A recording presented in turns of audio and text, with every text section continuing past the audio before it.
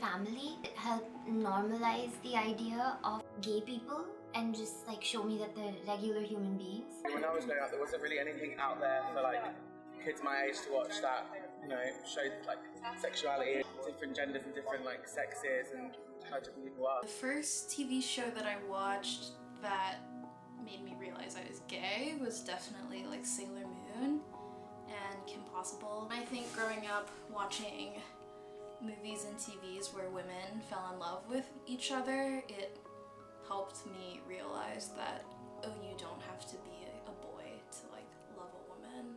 The first like canonically gay media I watched that like helped me come to terms with that, it might have been Modern Family back in like middle school. But now it's like, I don't know, you could turn on any TV show now and there's like a story arc with like a Latinx, queer, bipolar person with like a disability who's like an assassin, and they're like, here you go. They'll give you everything that you've been missing in like one person and then kill them off in like 5 episodes.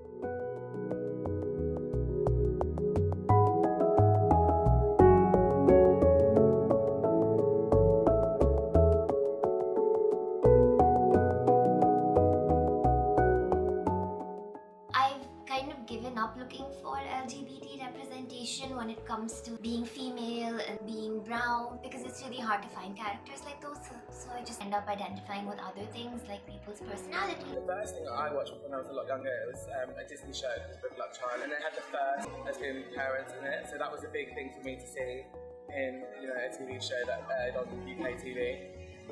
In Grey's Anatomy, there's one bisexual character, Callie Torres, who's played by a bisexual woman, which is really cool.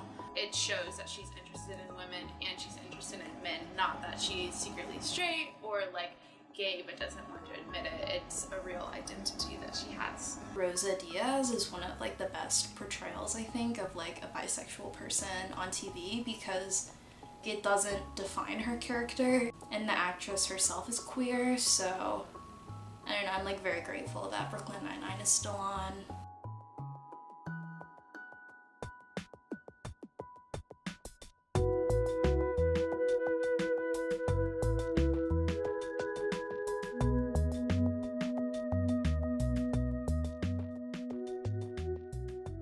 I feel like it's better than it was, but it has a long way to go. I wish there was more normalization of queerness, where like it's not like a TV show that's centered around a queer character with the idea of the queer character being queer, but more like just have it be a thing that doesn't necessarily have to be discussed or dealt with all the time.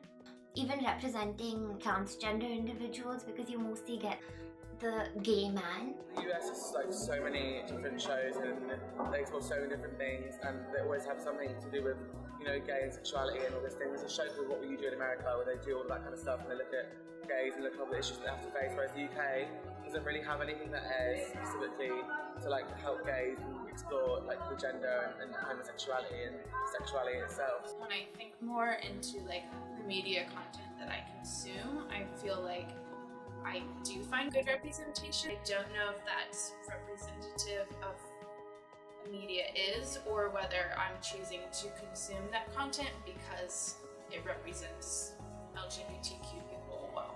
I think there's a lot more queer representation in the media than most people seem to think. Pretty much every series that's out there has a character, at least, who identifies somewhere in the LGBT spectrum, and increasingly family shows like Steven Universe, which is a cartoon series. I think people think queer people are less maybe represented than they actually are, because in part it has been very normalized. I just watched the first episode of Grace and Frankie today, which is that, like, I don't know, like young to old, that's everybody. Everyone's gay.